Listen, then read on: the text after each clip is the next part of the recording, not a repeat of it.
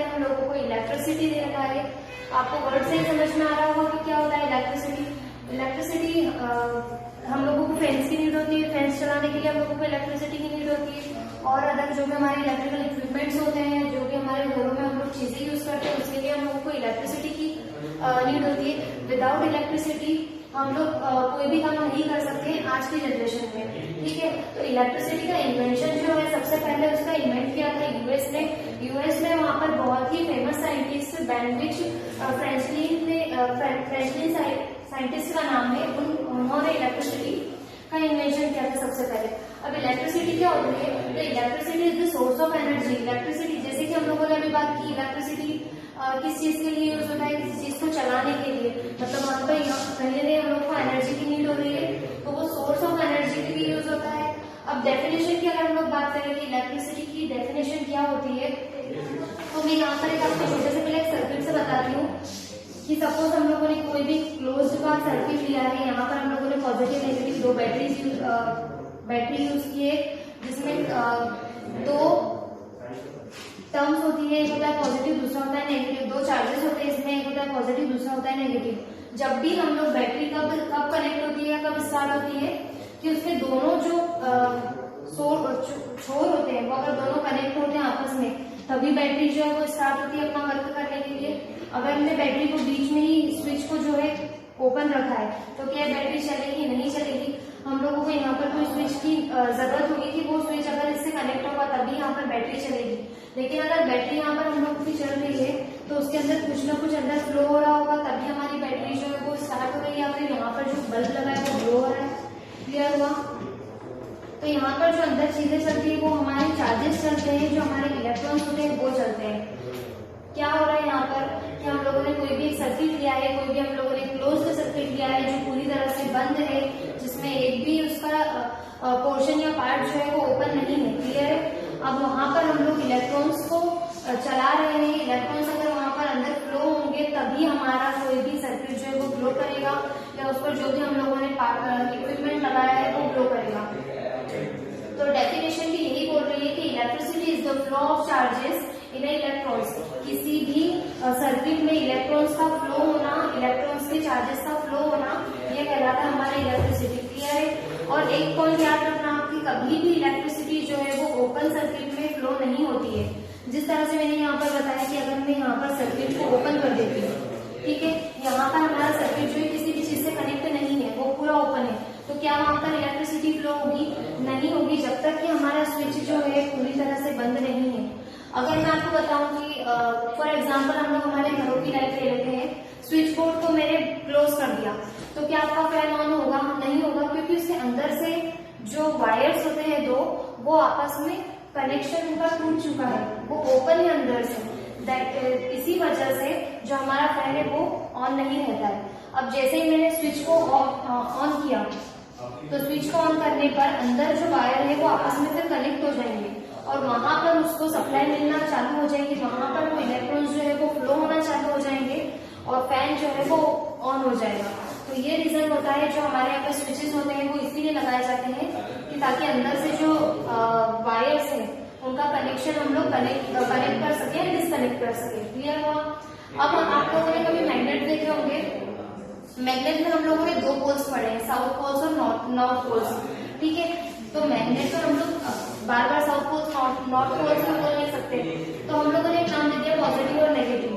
Clear है? या वहां पर मैग्नेट में हम लोग पॉजिटिव नेगेटिव बोल रहे हैं, यहाँ पर हम लोग बात कर रहे हैं किसकी? इलेक्ट्रिसिटी की। तो इलेक्ट्रिसिटी में तो सिर्फ हम लोगों ने दो ही चार्जेस सुने, एक तो सुना है पॉजिटिव, दूसरा सुना है नेगेटिव। तो हम लोग यहाँ पर ये लिख देते हैं कि चार्जेस जो है वो कितने टाइप्स के होते हैं? दो टाइप्स के होते हैं, एक होता है पॉजिटिव और एक होता है नेगेटिव। हाँ, एक न्यूट्रन भी होता है, लेकिन न्यूट्रन का कोई रोल नहीं होता है क्योंकि वो नील होता है, उसमें कोई भी चार्जेस नहीं होते। तो हम लोगों ने भी चार्जेस की बात करी, दो चार्जेस होते हैं पॉजिटिव और नेगेटिव। क्लियर है? अब हम लोग अगर लाइक या फिर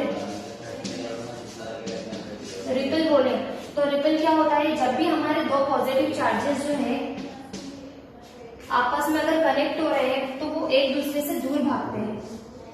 क्लियर हुआ? जब भी हमारे दो चार्जेस अगर एक जैसे हैं, दोनों पॉजिटिव है, पहला वाला चार्ज भी हमारा पॉजिटिव है, दूसरा चार्ज भी हमारा पॉजिटिव है, तो वो आपस में दूर भागते हैं, उसको हम लोग बोलते हैं लाइक या फिर रिपल। फिर उसके अनलाइक या फिर अट्रैक्ट।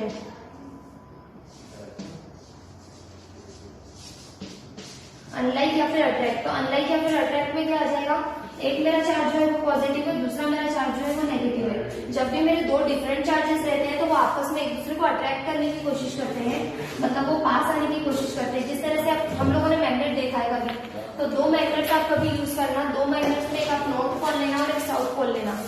तो अगर नॉर्थ और साउथ दोनों अलग अलग है तो वो एक दूसरे को अट्रैक्ट करते हैं, दो मैग्नेट्स। लेकिन अगर दोनों पोल्स जो है वो इक्वल है, अगर आपने दोनों नॉर्थ पोल्स लिए तो वो पोल्स जो है वो दूर खिंचाने की कोशिश करेंगे, वो आपस में एक दूसरे से दूर जाने की कोशिश करेंगे। तो इसी तरह से यहाँ पर हम लोगों के दो पॉइंट्स बन रहे हैं कि चार्जेस जो है वो कितने टाइप्स के होते हैं, दो टाइप्स के होते हैं। पहला होता है पॉजिटिव, दूसरा होता है नेगेटिव। अब उसके बाद अगर हम लोगों ने दो एक जैसे चार्जेस लिए, दोनों पॉजिटिव लिए, तो जो हमारा पॉइंट है वो या तो लाइक कहलाएगा या फिर रिपल कहलाएगा। अगर हाँ आपका एक क्वेश्चन आ रहा होगा कि मैम अगर यहाँ पर हम लोग दोनों नेगेटिव चार्जेस ले तो ऑफकोर्स दोनों अगर आप नेगेटिव चार्जेस लेंगे तो भी हमारा क्वेश्चन यही रहेगा कि वो लाइक और रिपेल ही कहलाएगा। और यहाँ पर भी अगर मैं मेरे चार्जेस चेंज कर दूं, यहाँ पर मैं ले लेती हूँ नेगेटिव, यहाँ पर मैं ले लेती हूँ पॉजिटिव, तो भी तो दो चार्जेस डिफरेंट है, एक है नेगेटिव दूसरा है पॉजिटिव, तो वो दोनों आपस में एक दूसरे को क्या कर रहे हैं, अट्रैक्ट कर रहे हैं।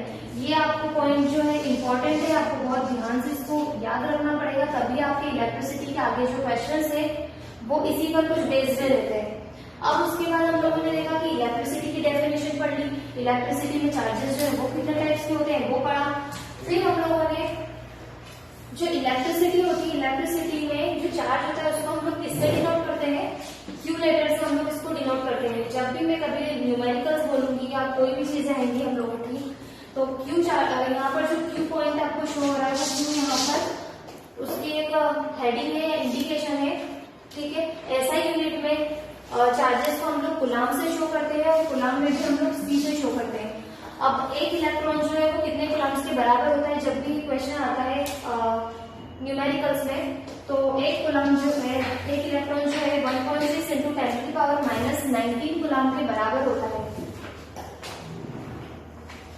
तो क्या चीजें यहाँ से हम लोगों को पता चली कि इलेक्ट्रिसिटी क्या होती है, electricity is the flow of charges in electron, और चार्जेस जो है उसको हम लोग क्यू से डिनोट करते हैं, एसआई यूनिट में हम लोग कुलाम से डिनोट करते हैं, चार्जेस को एसआई यूनिट में कुलाम से डिनोट करते हैं। और एक इलेक्ट्रॉन की अगर वैल्यू हम लोग देखें कुलाम में कितनी होती है, तो 1.6 इंटू 10⁻⁻19 कुलाम होती है।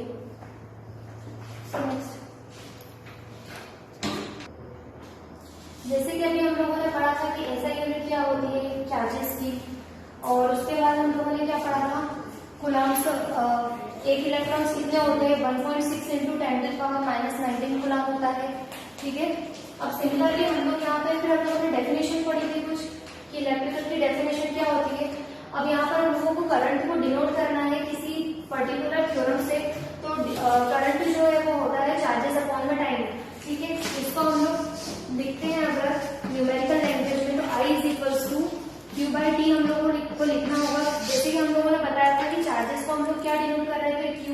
सिमिलरली हम लोग टाइम को यहाँ पर T से डिनोट करेंगे और I यहाँ पर हम लोगों का करंट होगा, ठीक है। तो हम लोगों ने क्या लिया, I is equals to Q/T।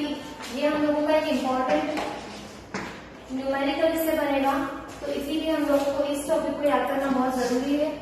फिर उसके बाद हम लोग देखते हैं कि एसआई यूनिट अगर हम लोगों को करंट की लिखनी हो, तो करंट की एसआई यूनिट को हम लोग एम्पियर से शो करते हैं और एम्पियर को हम लोग ए से डिनोट करते हैं। फिर एसआई यूनिट अगर हम लोग को चार्जेस की लिखनी है, तो चार्जेस को हम लोग क्यू से डिनोट करते हैं और उसको हम लोग लिखते हैं कुलाम सी से। फिर उसके बाद एसआई यूनिट अगर हम लोगों को टाइम को शो करना हो, तो टाइम को हम लोग सेकेंड से डिनोट करते हैं और उसका इंडिकेशन जो है वो एस होता है। क्लियर हुआ। यहाँ पर क्या करा है हम लोगों ने, सबसे पहले हम लोगों ने करंट लिया, करंट को हम लोगों ने न्यूमेरिकल लैंग्वेज में कन्वर्ट करने की कोशिश की, तो करंट इज इक्वल टू क्या होता है, चार्जेस अपॉन द टाइम, ठीक है। फिर उसके बाद हम लोगों ने करंट को किससे डिनोट किया, आई से डिनोट किया, चार्ज को किससे डिनोट किया, क्यू से, और टाइम को टी से डिनोट किया। अब यहाँ पर हम लोगों ने कुछ ऐसा ही यूनिट में नाम लिखे हैं कि किसको हम लोग क्या क्या बोल रहे हैं। तो करंट को हम लोग हमेशा एम्पियर से डिनोट करते हैं, जब भी हमारा आंसर आएगा वो हम लोग एम्पियर में ही लिखेंगे उसको। फिर उसके बाद चार्जेस को हम लोग क्यू से डिनोट कर रहे हैं और कुलाम में सी से हम लोग जब हमारा आंसर आएगा तब डिनोट करेंगे। तो यहाँ पर हम लोगों को एक क्वेश्चन दे रखा है कि electrical current of 2 ampere passed through a wire for 2 minute. क्या कहा है कि एक इलेक्ट्रिकल सर्किट है या कोई वायर है, उसमें 2 एम्पियर का करंट जो है वो फ्लो हो रहा है। कितने मिनट तक 2 एम्पियर का करंट फ्लो हो रहा है? 2 मिनट तक 2 एम्पियर का करंट फ्लो हो रहा है।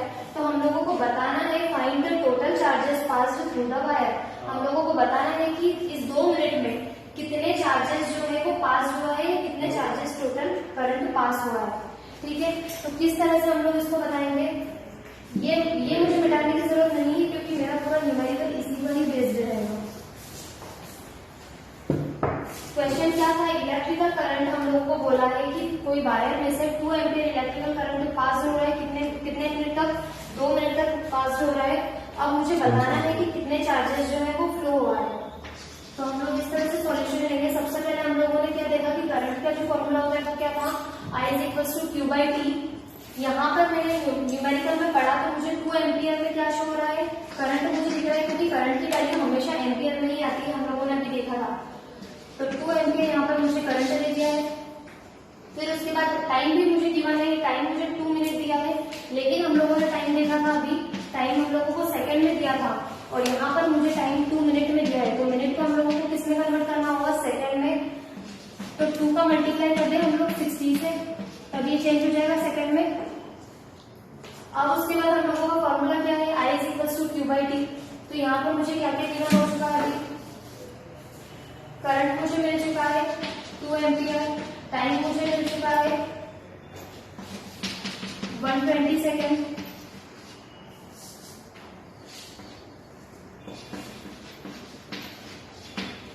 लेकिन मेरे पास अभी क्यू गिवन नहीं है, मतलब चार्ज जो है वो गिवन नहीं है। तो चार्ज हम लोगों को फाइंड करना है।